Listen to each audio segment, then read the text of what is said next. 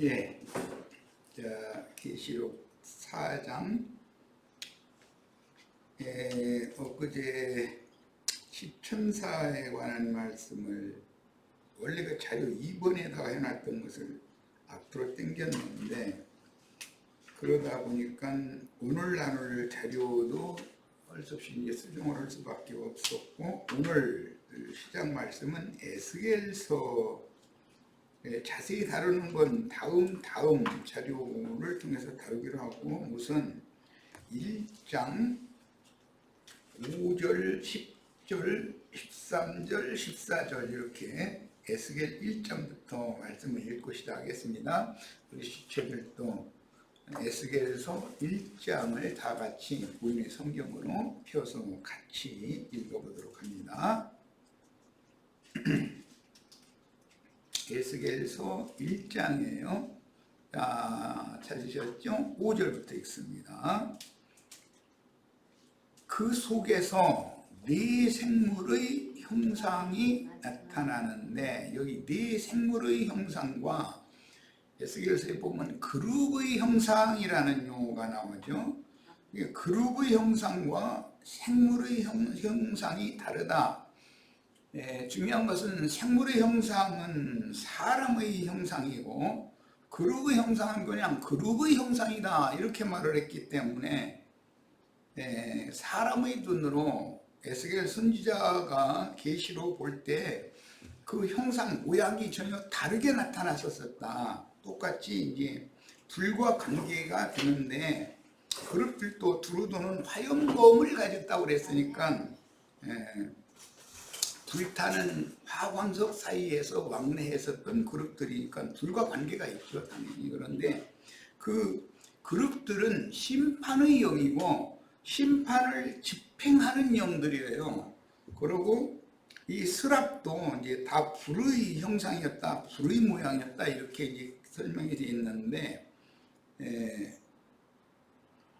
사람 천사가 됐기 때문에 심판을 최종적으로 선고하신 그리스도의 명령을 그룹들에게 다시 전달해주는 주님의 왕국의 중간 관리자다, 이렇게 이해를 하시면 돼요. 네 생물은 중간 관리자다. 그러니까 세상 나라의 군왕이 있고 형부가 있는데, 형부에 속한 금부라는 것이 있어요. 금부 나졸들은 형을 집행하는 사람들이죠. 그런 걸 생각하시면 돼요.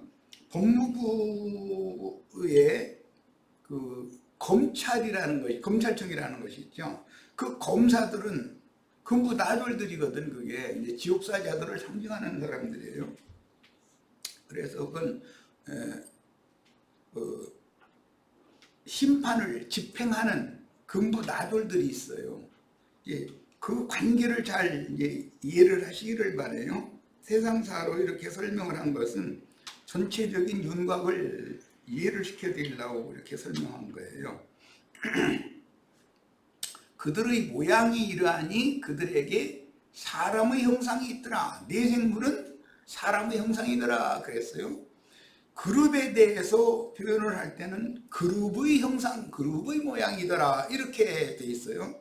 그러니까 에스겔 선지자에게 계시해 주셔서 보여주셨을 때 그룹의 형상 모양, 사람의 형상 모양, 즉 네 생물의 형상 모양은 완전히 달랐다는 걸 알 수 있어요. 네 생물은 사람 천사들을 말하는 것이고, 그룹이라는 것은 그냥 지음받은 천사들이라는 걸 기본적으로 이해를 하셔야 돼요.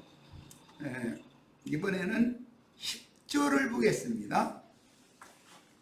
그 얼굴들의 모양은 넷의 앞은 사람의 얼굴이요, 넷의 오른쪽은 사자의 얼굴이요, 넷의 왼쪽은 소의 얼굴이요, 넷의 뒤는 독수리의 얼굴이다 이렇게 표현을 했어요.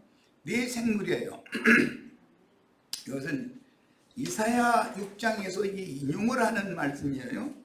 그리고 이제 여러 번 말씀드렸지만 신약 성경에서는 사복음서가 사람 천사가 되신, 사람으로 오셨지만 최후 인성까지도 하나님의 영광에 참여하신 분이 예수 그리스도다. 그분만이 완전한 실제의 하나님이다. 이걸 계속해서 성경이 증거하는 거예요. 자, 그런데 그분을 소개할 때는 사복음서로 소개를 하고 있어요. 이걸 기초를 이해하시고 나서 13절, 14절을 또 봅니다. 또 생물들의 모양은 이 네 생물의 모양이에요. 타는 숯불과 횃불 모양 같은데 여기 숯불, 횃불 이런 것은 제단 불을 이제 염두에 두는 말인데 하늘 성경은 제단 불이죠. 그걸 염두에 두는 말인데 그 스랍이라고 사람이라고 표현하는 그 말은 내가 이제 그 한자어로 치천사다 이렇게 말하는 게 불꽃 치자거든요. 불과 관계가 되는 거예요. 사람 천사인데 불 다스리는 권위자다 이거예요. 권위가 있다 이거예요. 최종 그 명령권자는 최후 명령권자 선고권자 재판소의 선고권자는 예수 그리스도시지만 그분의 선고를 집행을 하기 위해서는 거룩 천사들에게 명령을 전달하는 중간 과정 이런 직위를 하는 게 천국에서 주 함께 보좌들이 앉아 있는 그런 지위를 가진 사람 천사들이 주님 바로 수종자고 그 사람 천사들을 도우라고 보내신 지으심 받은 그룹 천사들에게 뭐 이제 계시록에서 보면 불대접을 다 각각 준다는 거예요. 일곱 천사들에게. 그러면 가서 실제로 이제 불을 세상과 세상 교계에 집행을 하는 거 심판을 사형 집행을 그들이 하는 것이죠. 근데 세상 나라에서는 그 금부 나졸들이라고 그래요. 이제 그런 걸 이해를 잘 하시면 되겠어요. 과정을 이해를 잘 하셔야 돼요. 자, 13절, 14절 봅니다. 또 생물들의 모양은 타는 숯불과 횃불 모양 같은데 사람의 모양이었는데 그게 불에 휩싸여 있는 사람이다. 그런 모양이잖아요.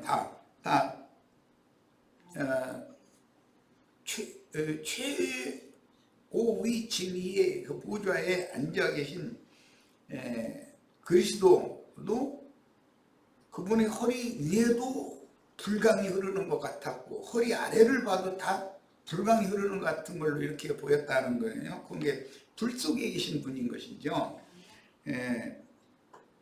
이것은 뭐 포항이나 인천이나 이런데 이제 제철소에 가 보면은 철광 속을 녹여가지고 농로를 통과해서 흘러가는 샘물이 흘러가는 거거든요. 이제 그런 것을 연상하시면 되겠어요. 그게 주님의 보좌다 이거예요. 그리고 주님 보좌 주위에 있는 네 생물도 똑같이 그렇게 불의 모양으로 보였다는 거예요. 자, 더 이어나가겠습니다. 그 불은 광채가 앞에 보면 이거구나. 모양 같은데 그 불이 그 생물 사이에서 오르락내리락 하며 이것은 창세기 28장에서 야곱에게 그 이상을 보여주신 데서 인용하는 말이잖아요. 하나님의 사자들이 하나님과 야곱 사이에 사다리가 놓였고 거기에 오르락내리락 하는 걸 보여주신 거예요. 그게 여기서 이제 거기서 인용하는 말이에요. 자, 이제 이 오르락내리락 하는 자들이 사실은 그리스도로 더불어 제사장이 되어 그 천년이 차기까지 왕노릇한다 이렇게 되어 있어요. 이건 스랍들에게 주신 말씀이에요. 적용되는 거예요. 그런데 그룹 천사들은 그 왕노릇하는 그 스랍 천사들의 지시를 받는 거죠. 그래서 실제로 집행을 하는 거예요. 그런 관계를 이해를 시켜야 되겠어서 이 말씀을 나누는 거예요. 그 불은 광채가 있고 그 가운데서는 번개가 나며 그 생물들은 번개 모양같이 왕래하더라고요. 그러니까 신속하게 우주 그 새 창조 세계의 새하늘과 새 땅의 온 우주를 신속하게 이렇게 운행을 하는 그런 지천사들이 된 거예요. 그런데 불의 십사인 상태는 구약 성경에서는 에녹, 그 다음에 엘리야가 불의 십사에서 승천을 했기 때문에, 그렇게 불의 십사에서 승천을 하고 나면은 지천사가 된단 말이에요. 에녹이나 엘리야가 뭐 육신으로 죽지 않고 승천했다, 이렇게 기독교계 가르치는 거는 이건 성경이 말하는 의도를 너무 무지한 거죠. 말하자면. 그건 뭐 말하고 싶지도 않아요. 얘기해야 다 없는 소리니까. 자, 이번에는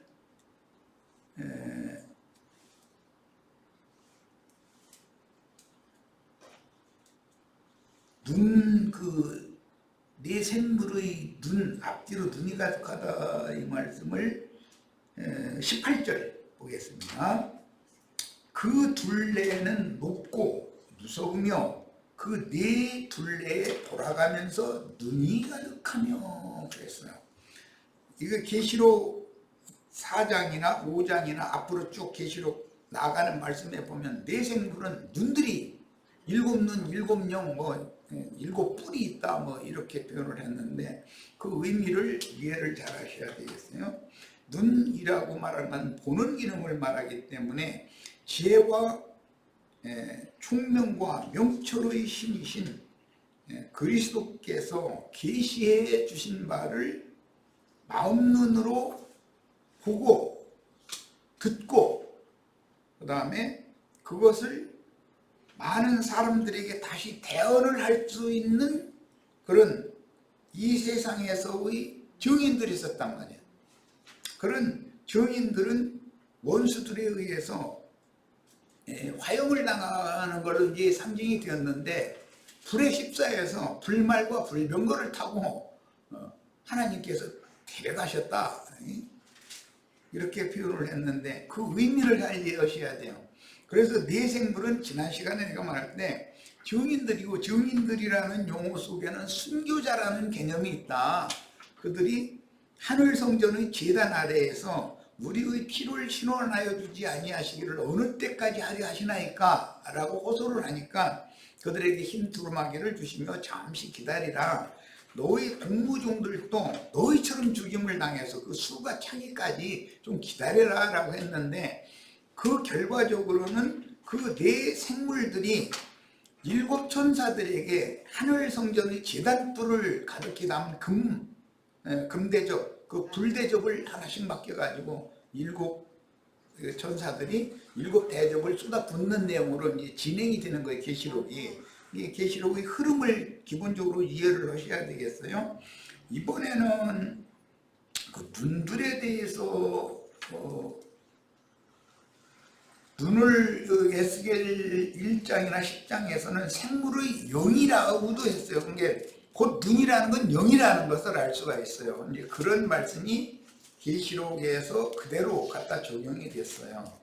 온 땅에 보내심을 받은 하나님의 일곱 영이다. 일곱 눈들은 일곱 영이다. 이렇게 설명했어요. 에스겔 10장 12절을 보겠습니다. 에스겔 1장과 10장은 두 번, 1장에서는 생물, 10장에서는 그룹에 관한 이상이 나오고 있어요. 먼저 본 것은 에스겔 선지자가 생물을 봤죠. 그런데 10장의 내용에서는 그룹을 보고 이제 비슷해요. 1장과 비슷해요. 그런데 다른 점이 있어요.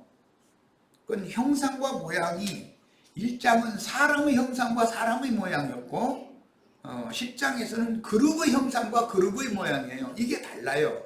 이런 것을 잘 상세하게 읽으셔야 되겠고, 오늘은 이걸 중점으로 다루는 시간이 아니라 다음 자료에 이 말씀을 좀, 에스겔서를 조금 상세하게 다루는 말씀을 추가해서 할 거예요. 그런데 오늘은 기본 개념만을 이해를 하라고 말씀을 보는 거예요.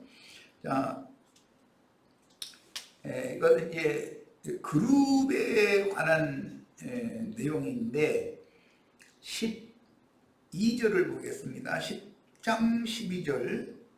그 온 몸과 등과 손과 날개와 바퀴 곧 네 그룹의 바퀴의 둘레에, 여긴 지금 그룹을 말하는 거예요.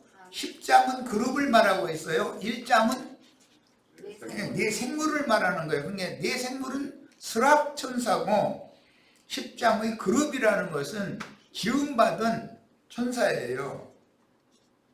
스랍천사가 이 그룹천사보다 지위와 신분이 훨씬 높은 거예요. 그룹천사는 육신의 몸을 입고 세상에서 고난 연단받은 적이 없고, 그 내생물은 육의 몸을 입고 이 생에서 하나님의 말씀과 주님 자신을 위하여 충성을 다하면서 많은 고난을 받아서 온전케 된 사람 천사이기 때문에 이제 개념이 달라요.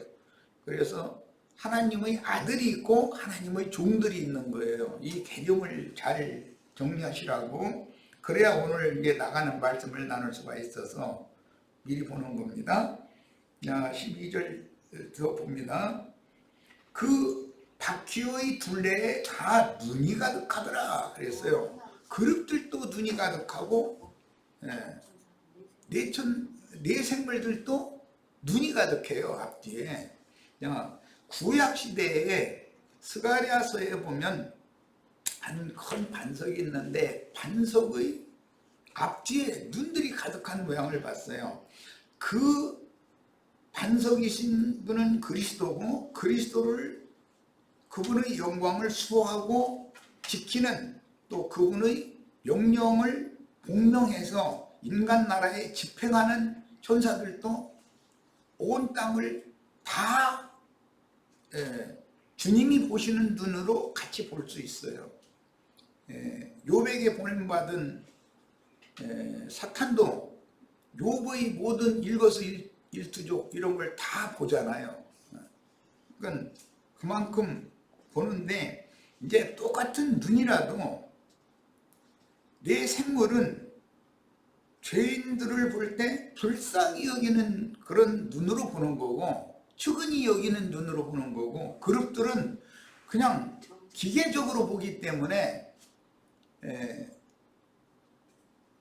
옳고 그름, 선악을 아는 지식에 따라서 보는 거예요. 그 차이가 있어요. 똑같은 눈이라도 똑같은 세상에서 어떤 상황이 벌어졌는데, 어떤 사람은 그 사람을 측은히 여기는 관점으로 보고, 어떤 사람은 분노하고 미워하고 죽여야 된다라고 생각하는 관점으로 볼 수가 있는 거예요. 똑같은 사안인데도 이제 이런 것을 잘 이해를 하시면 되겠어요. 심판의 영과 구원하시는 영은 다르단 말이야. 이 개념을 잘 이제 정리가 된 다음에 오늘 해드린 자료, 어제 이것을 조금 더 추가를 해서 내가 자료를 인터넷상에 올려놨으니까 다 자신의 그 프린터로 인쇄해서 같이 읽도록 합니다.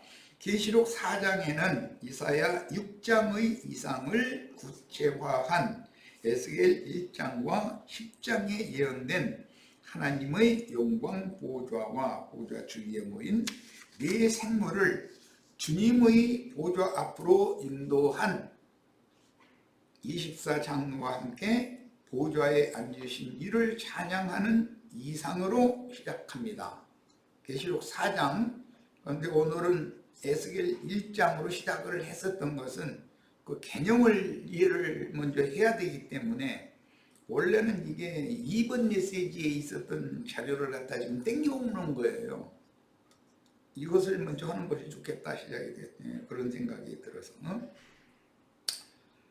지상의 짐승 인간들인 피조물들이 예수 그리스도께서 드린 희생 제사를 주의 성령께서 오셔서 믿어지게 해주심으로, 이건 믿어지게 해주셔야 믿는 것이지, 기독교인들처럼 내가 믿었더니 뭐가 되고, 그것은 성경이 말하는 믿음이 아니에요.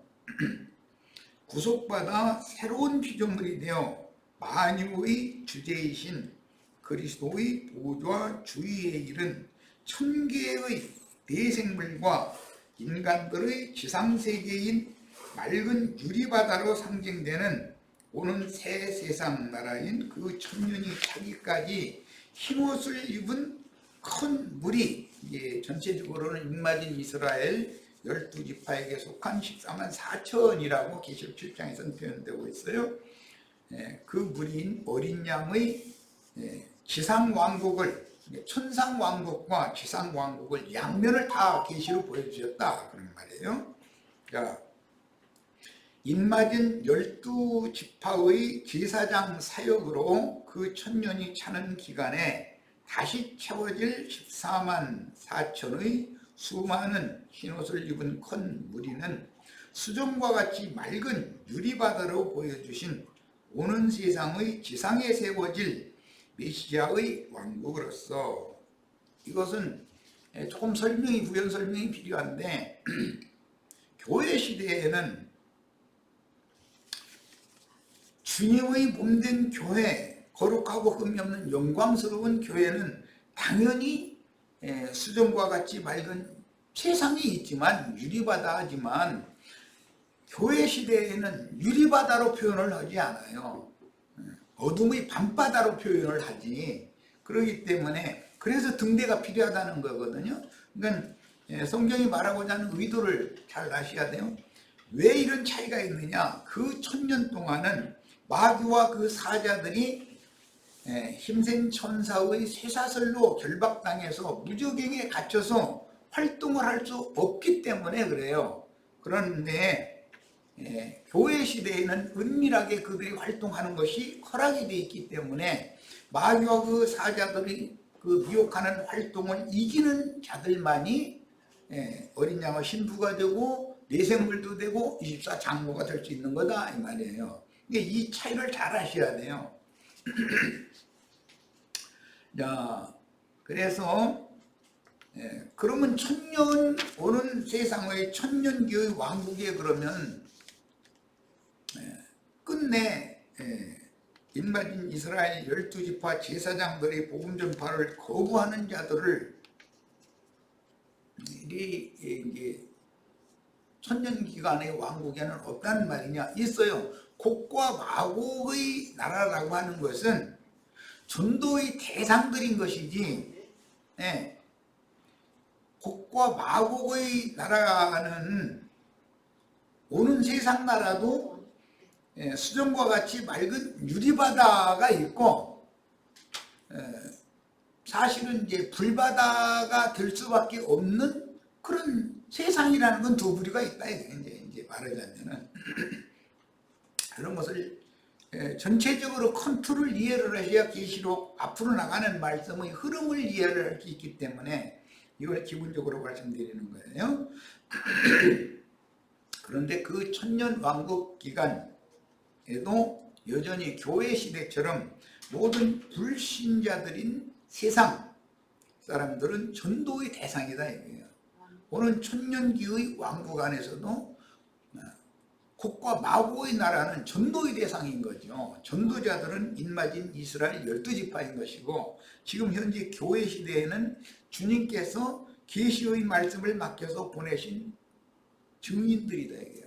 대언자들이다 이거예요. 그런데 사탄도 마귀도 사자들을 보내가지고 교회 시대에는 미혹을 계속하는 거예요. 그런데 미혹당한 무리가 진리의 정언을 받아들이는 무리보다 훨씬 수가 많은 거죠. 이제 항상 그래요. 예수님이 땅에 오셨을 때도 유대교 지도자들에게 맹신하고 그냥 율법에 따라서 절기 지키고 안식일 지키고 매년제 지키고 이런 수가 유대교인들 다가 그거예요. 그런데 이사야 시대에는 이사야 선지자의 말을 듣는 무리가 몇 명이나 됐었겠어요. 예레미야 선지자나 에스겔 선지자나 다니엘 선지자나 모든 선지자들을 보내셨을 때 선지자들과 동역하는 사람 수가 너무 적었던 거예요. 그런데 하나님의 뜻은 많은 무리를 원하는 것이 아니라 적은 무리를 원하신다라는 걸 꼭 아셔야 돼요. 그러면 적은 무리면 너희만 구원받았느냐 이렇게 오해를 해서 이제 트집 잡힐 수도 있는데 그거는 아니고 전도를 열심히 해야 하지만 많은 무리라는 것이 대부분 유구의 무덕이고 그 민수기에 보면 기부로 갔다 와라고 그래가지고 유구의 무덕이다 이거예요. 고기 그게 육이라는 거잖아요. 고기 살코기 이거 그걸 막 달라고 아우성을 치니까 뭐 메추라기 이렇게만 보내주셨다는 거예요. 이런 것들이 다 비유예요. 육에 속한 사람들은 육신의 축복 때문에 날마다 모이기만 하면 아우성을 치는 거야. 하여간 그러면 알았어 너희 원대로 되라 하고서는 막 그 살코기를 막 주워버리는 거예요. 그럼 그건 막 이 사이에 넘어가기도 전에 다 쳐서 죽여버린다잖아요. 그 무더기가 기부를 갔다 와라는 거예요. 그런데 에스겔서에서는 그게 하몬곡이라고 그랬어요. 하몬곡 골짜기다 이렇게 표현했어요. 이게 성경의 흐름에 대해서 전체를 이해를 하시라고 이제 이런 말씀을 드리는 거예요. 오늘 이 자료를 다 마쳐야 되는데 얘기가 길어지니까.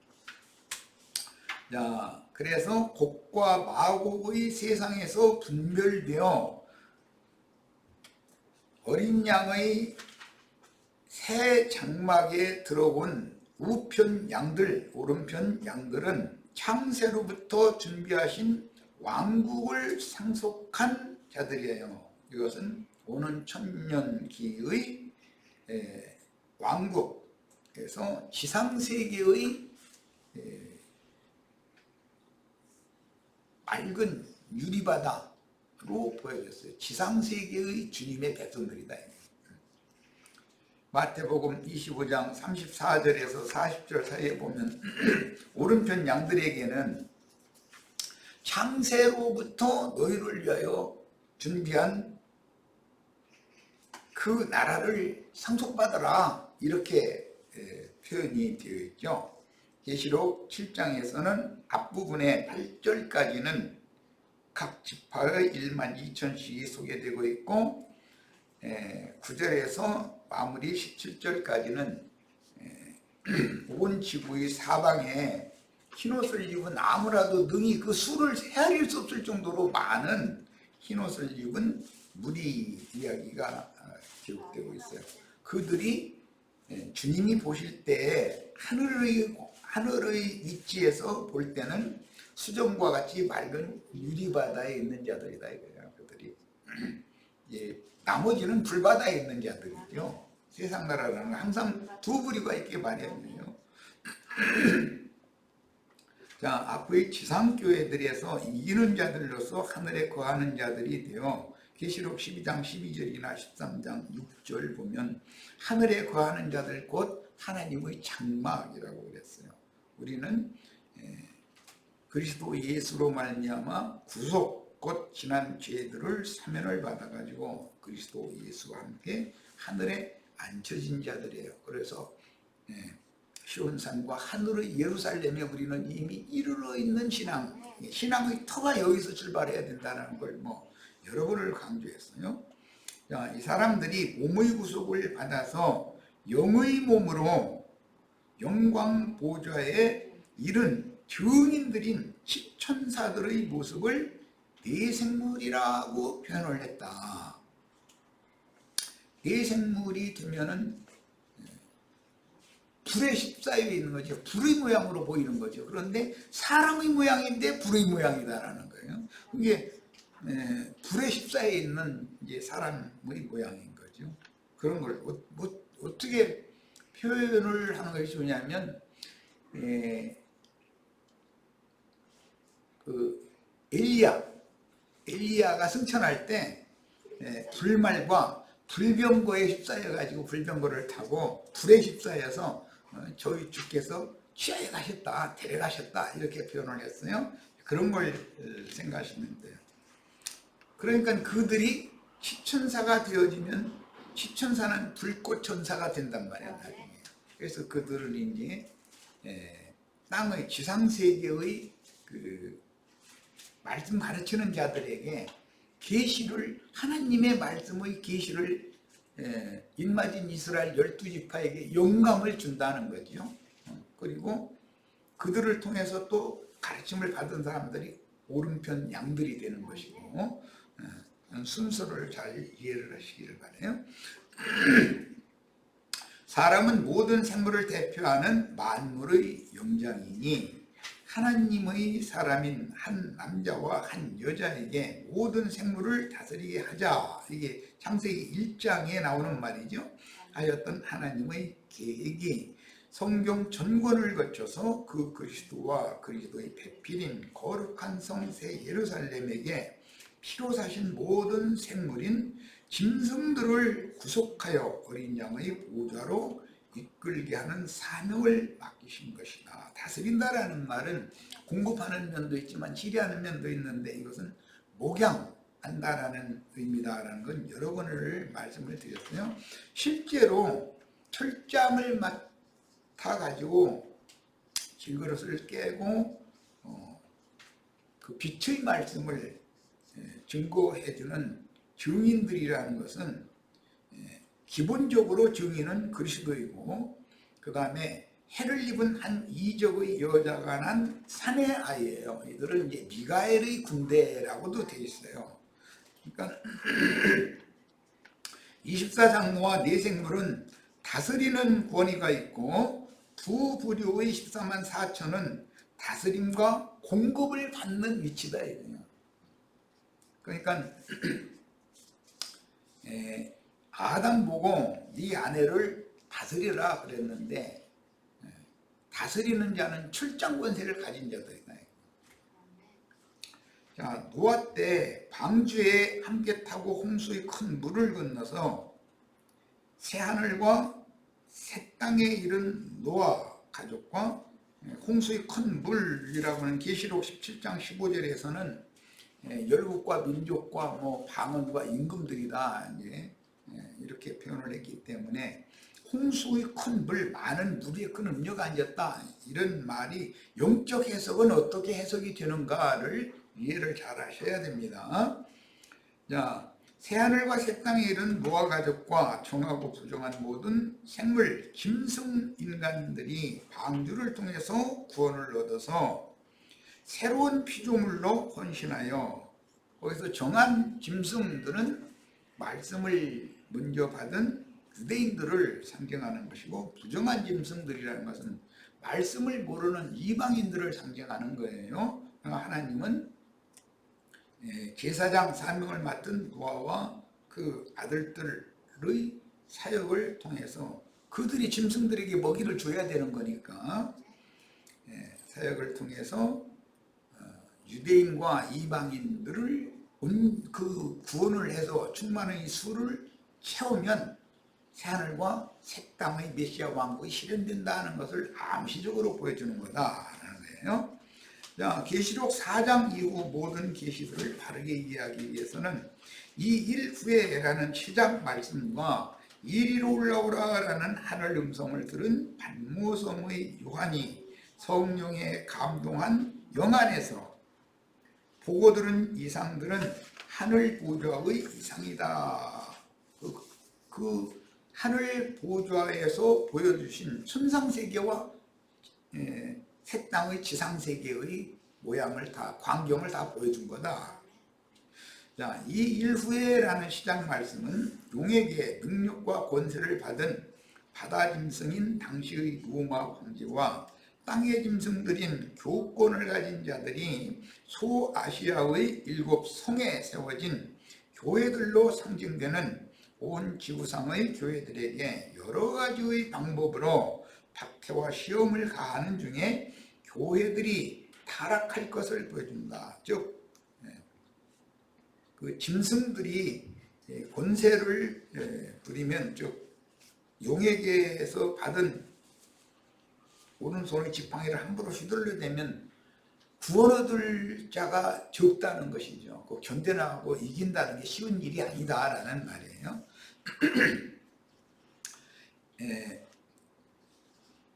이 일후에라는 시작 말씀은 타락한 세상 교회들에서 빼내심을 받아 뱀의 낯을 피하여 양육을 받아서 온전함을 이룬 이기는 자들에 대한 이상을 보여주신 후에, 즉 일곱 교회의 계시 후에라는 뜻입니다.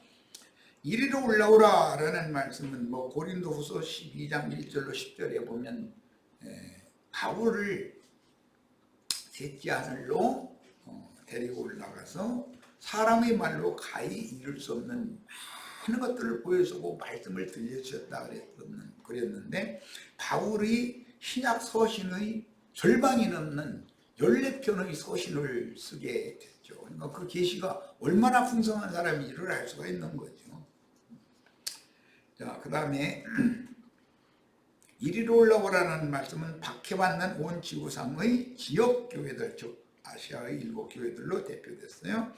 지역교회들에서 하늘이 열린 자들만 어린 양의 보좌 앞으로, 이 하늘이 열린 자들이라는 것은 눈이 밝혀진 자들이, 마음눈이 밝아진 자들이라는 뜻이니까 내 생물의 기본 자격이 주어지는 것이죠. 보좌 앞으로 올라와서 앞으로 속히 될 일을 보고 들으라는 뜻입니다. 이게 이제 사복음서 아까 얘기했는데, 잠깐 첨언을 하자면 마태는 세리였다가 사도로 부르심을 받았죠. 그랬는데 그는 짐승세계의 왕이신 그리스도를 증거했어요, 마태복음에서. 그래서 천국이라는 용어를 많이 사용해요, 마태는. 그리고 마가는 하나님 자신이시지만 하나님의 신분, 지위를 버리고 육의 몸을 입고 세상에 오셨기 때문에 종의 신분으로 자신을 낮춰서 죽기까지 순종하신 본이 되신 그 예수 그리스도를 중점으로 다루고 있어요. 마가는 사도가 아니죠. 사도가 아니지만 그렇게 쓰임을 받았어요. 그 다음에 마가는 원래는 불순종했던 사람이었기 때문에 바울 사도에 의해서 아주 치리를 받았었죠. 그러다가 이제 베드로를 나중에 만나가지고 베드로에게 가서 길들임을 또 받아서 이렇게 주님 앞에 크게 쓰임 받는 걸 알 수가 있어요. 이게 사람은 모르는 거죠. 언제 어떻게 해서 어떻게 주님이 쓰실지는. 그 다음에 누가는 처음부터 끝까지 바울 사도를 동역했던 이제 굉장히 중요한 사람인 것을 알 수가 있어요. 그도 사도는 아니에요. 그럼에도 불구하고 사도의 동역자였어요. 그런데 인자 예수에 대해서 기록을 해서 남겼어요. 그 다음에 요한은 이제 요한복음을 독수리복음이라고 이제 이러는데, 마지막 내 생물이 마지막인 공중에 나는 날짐승들의 세계를 거부하고 주장하는 그런 독수리이신 그리스도를 증거했어요.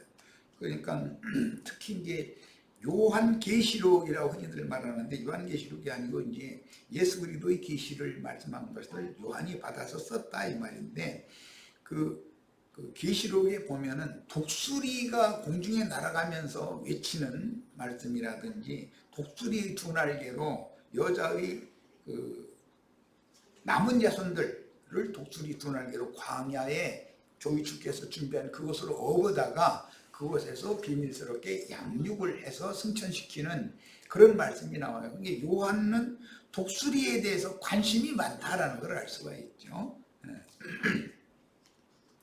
자, 그러니까 이제 그 내 생물이신 그리스도를 실제로 인간에게 적용하자면 마태, 마가, 누가, 요한이 내 생물을 대표한다. 또 그 최종 기본 대표는 예수님인데 이제 이런 것을 알 수가 있어요. 자, 반모섬에 유배 중인 요한의 남은 인생이 어떠할지를 보여주시고 들려주심으로, 즉 반모섬에서 잠시 풀려나서 하나님 말씀과 예수에 대한 증언을 하다가 최종적으로 순교자로 주의 품에 데려감을 받게 될 것을 요한 자신이 어떻게 될 것을 계시록에서 이미 계시를 하고 있는 중이죠.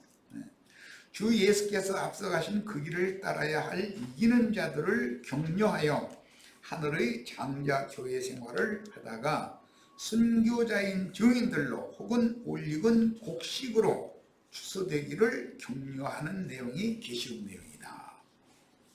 계시록의 내용은 교회들을 위하여 그 천사들을 주님이 부르시는 사자들을 보내서 계시의 말씀을 하신 내용이기 때문에 이것은 사실은 심판의 중점이 주어져 있는 것이 아니라 교회들을 격려하는 데 목적이 있는 거예요.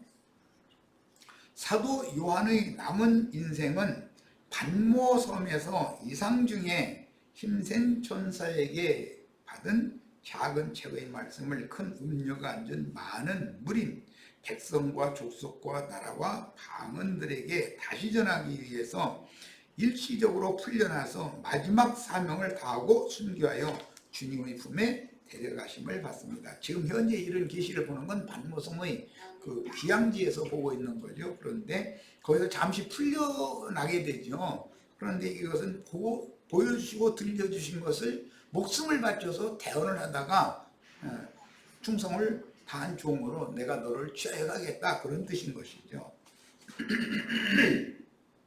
말씀을 받으면 그 말씀이 반드시 이루어지는 거기 때문에 자기 사명을 마치면 최종적으로는 주 품에 데려감을 받는 것이 목적인 거예요. 세상에서 뭘 얻어서 뭐 세상에다 뭘 쌓아놓고 이런 것이 인생의 목적이라면 그건 그리스도인의 그런 태도가 아니죠. 태도는 하나님이 말할 것도 없어요. 자, 사도 요한의 남은 인생은 반모섬에서 이상 중에 힘센 천사에게 받은 작은 책의 말씀을 많은 무리 앉은 큰 음료 세상에 다시 대언을 하다가 순교자로 주님의 데려가심을 받는 것이 이제 이 계시의 말씀을 받은 이후의 요한의 남은 인생이다. 이게 모세로 말하자면 80세 이후의 인생이 이제 지금부터 요한에게 주어지는 것이죠. 그건 덤으로 사는 거예요. 무엇 때문에? 이 말씀을 전하는 것을 목적으로 사는 것이지, 무슨 지금까지 뭐 세상사를 배우고 뭐 종교적인 세상 교계의 어떤 것들은 뭐 이런 거 배우는 걸 목적으로 하는 것이 아니죠. 대언하는 것을 목적으로 남은 인생을 사는 거예요.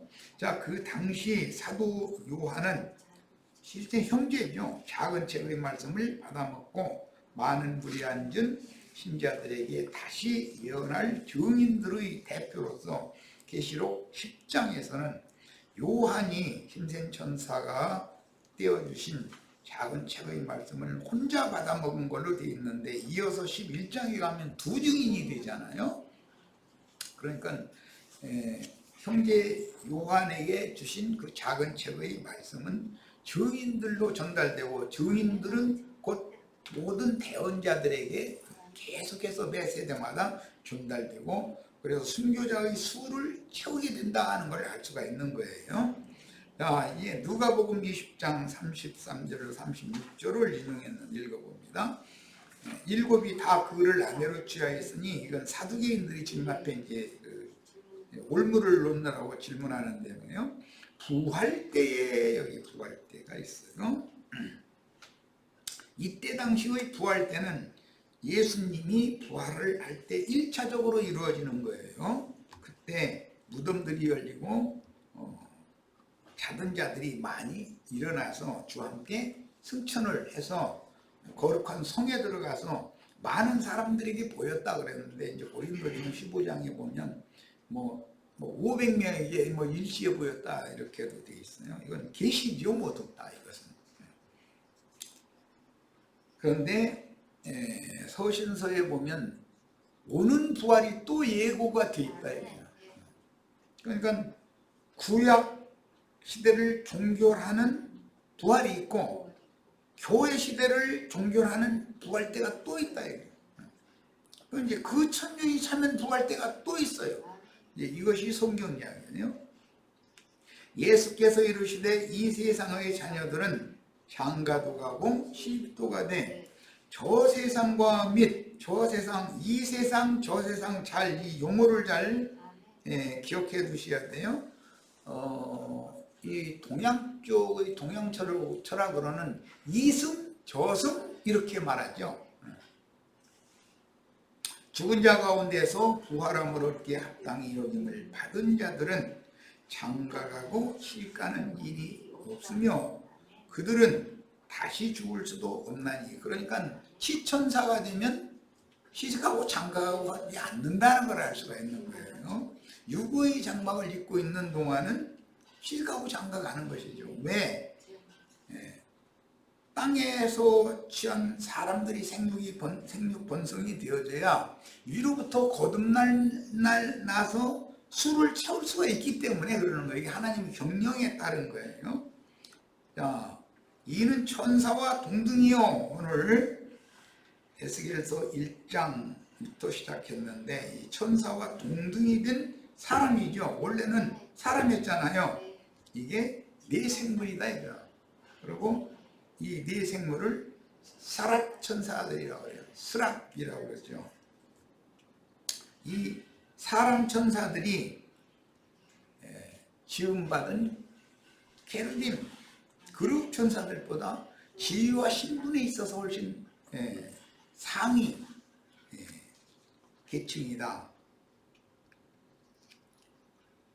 그렇기 때문에 진실한 믿는 이들 중에 이기는 자가 되면 너희가 오는 세상에서는 천사들을 판단할 줄 알지 못하느냐, 이렇게 표현을 했어요.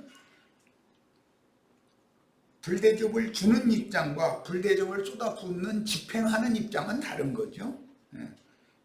천사와 동등이요 부활의 자녀이면서 하나님의 자녀다 이랬는데, 부활의 아들이요 하나님의 아들이 되는 거예요.